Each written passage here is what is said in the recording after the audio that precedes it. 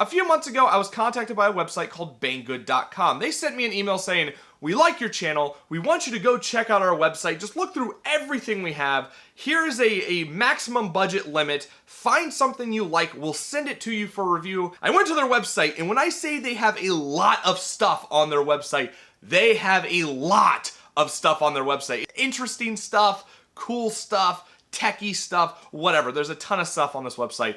The thing I'm going to be reviewing today is inside of this little bag right here. Inside this bag is a camera slider, something that really doesn't have anything to do with nerfing stuff, but it's an item that I've wanted for quite some time. But I didn't want to go the do-it-yourself route and make something that's really long that takes up a lot of space because I don't have space around here to store it, and I didn't want to shell out the $100+ that some of them cost. Well, Banggood had one that was under $100, and I decided to pick it up, and we're going to check it out in this video. This is a review of the Commlite 60cm camera slider. For those of you who don't know what a camera slider is a rail system that you put your camera on that allows you to get very smooth shots when you're doing side-to-side things or front-to-back. And I've done a couple of side-to-side shots on my build projects, and I really hate how they come out because they usually have some jerk to them, inconsistent spacing, they go in and out a little bit, and when I try and stabilize them in post-production, it just doesn't look good, and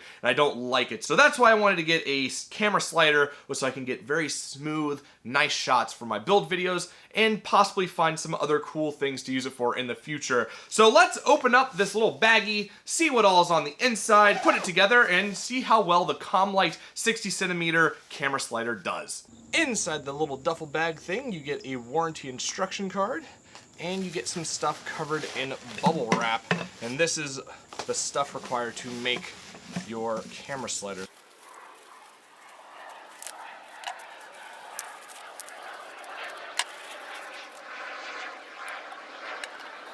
And here it is. So to put this thing together, you just unscrew the little thumb screws there, slide this on, and screw them back in to the already pre-drilled, pre-threaded holes. Doing a terrible job of this. So yeah, there's one right there at the very, very end, as well as somewhere towards the end, in the middle, and the same on the other sides. And each of the end pieces has a little nut as well as threaded feet that you can use to adjust the angles, adjust the height of one side, lower the other if you want to get a more diagonal up and down sort of look. Put this one in, and there we go, a fully assembled Commlite stabilizer. A bit too long and wide for this table, but yeah. So build quality on this feels pretty good. Everything feels nice and hefty. It's all metal, with the exception of the base and the little pieces that glide along the rails. This piece right here is what you put your camera on. It has the thread on top already, and you can tighten and loosen the traveling with this thumb screw. So, you can make it tight like that, or you can loosen it up, have it slide just like that. If we flip it over, you can take it off, but you have to unscrew one of the ends, take it off, and then pull that off. And you can see how this kind of works. Has these little sleeves that glide along the rails, and one side, this one right here, has the little stopper bit. And you can take off the thread, move it to either one of these sides if you want, so you can get a bit of a different angle, but I'm going to keep it in the center. Now, one thing that is a bit of a con already, in my opinion, is that if you want to be able to tilt your camera, say you want this to be really, really angled, your camera's going to be facing straight ahead unless you buy like a little mount to go onto this that you can then tilt your camera on. I wish it came with hardware that allowed you to tilt your camera already with this device, and you didn't have to buy anything else in order to do that. But this is a simple, somewhat cheap compared to a lot of other stuff slider, so I'm not surprised that they didn't have that with the kit. So that is a quick overview of the camera slider. It's very, very simple. There's no other moving parts besides this piece right here. Some of the more expensive camera sliders have like a belt system on it to help with keeping things compact but also moving to the side and helping keep things stable. So very, very simple, 4 parts. with adjustable legs. I wish I had a ball joint attachment for this, but I don't.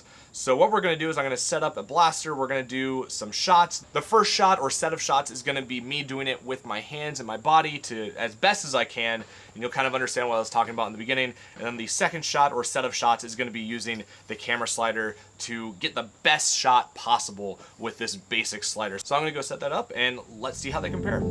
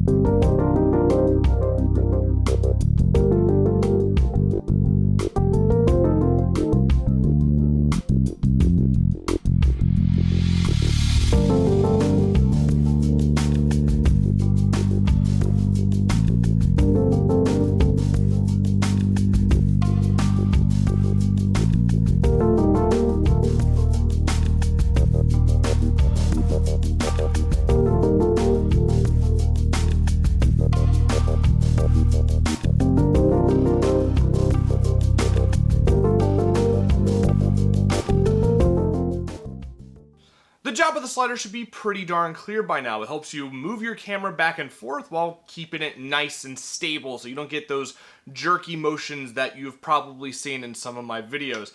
Now we get into the pros and cons of this particular slider and whether or not I think it's worth it in general, since I don't think a lot of you will be buying this.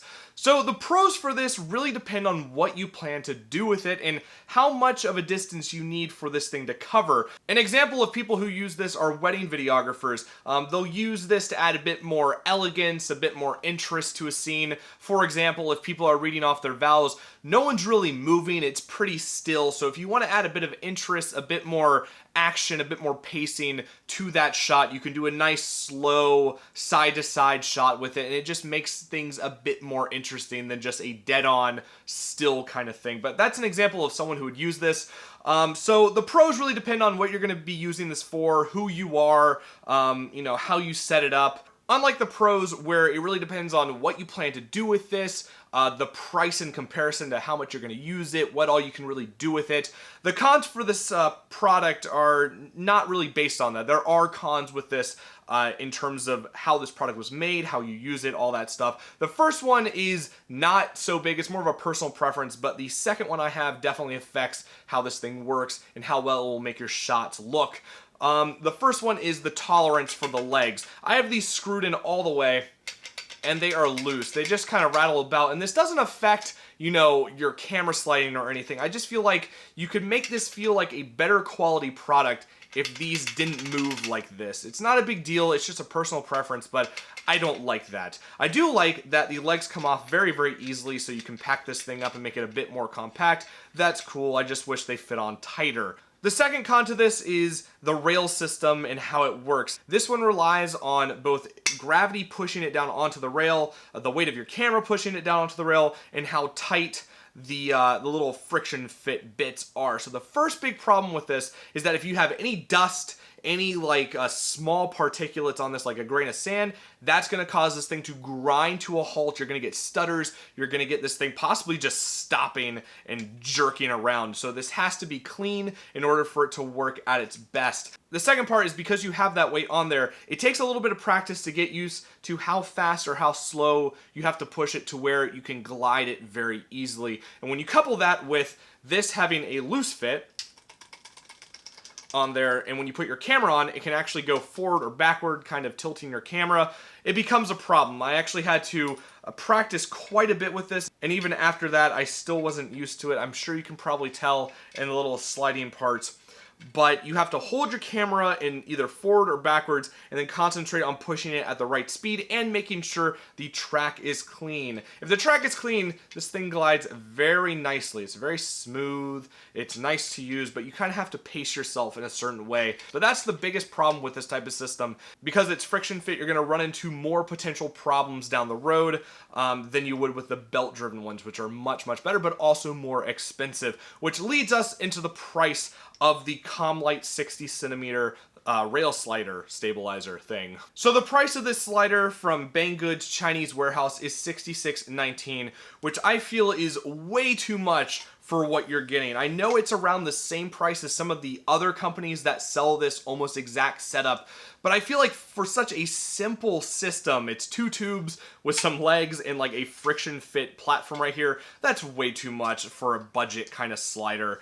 Especially when you compare it to Neewer on Amazon. Neewer make the fill lights that I use in my videos, so I have bought stuff from them, and these things have been going and going for quite a while.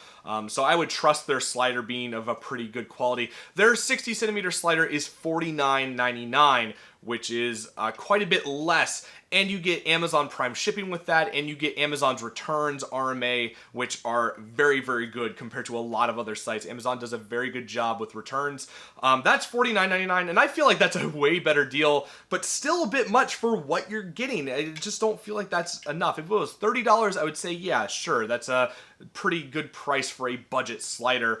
At this point, I would say to go the DIY route if you can find a way to make it this small, because some of the ones, they get really out there, like 10 feet long with rollerblade wheels, which would definitely not fit something this small. But if you can find a way to make a DIY version of this for cheaper than $30, I would say go for it. But if it's $30, then, you know, look into something like this, and then go to Neewer's, which is $49. Look around there, and I guess go to this if this is like the absolute last resort for this kind of thing, because eventually you might as well just buy like the belt-driven ones, or ones that are a bit more sophisticated. I don't think it's a good deal at all, but I am happy that I have one, just so I can get some better, smoother beauty shots for my builds, because I really like doing those beauty shots in my stuff, like with Pwn Saw, all over the place. I have a lot of fun doing those, but I don't think $66.19 is a good price for this system. However, if you are interested in getting this exact model of slider, I'll have a link in the description to where you can get it, as well as a link to Banggood. They have so much stuff on that site, including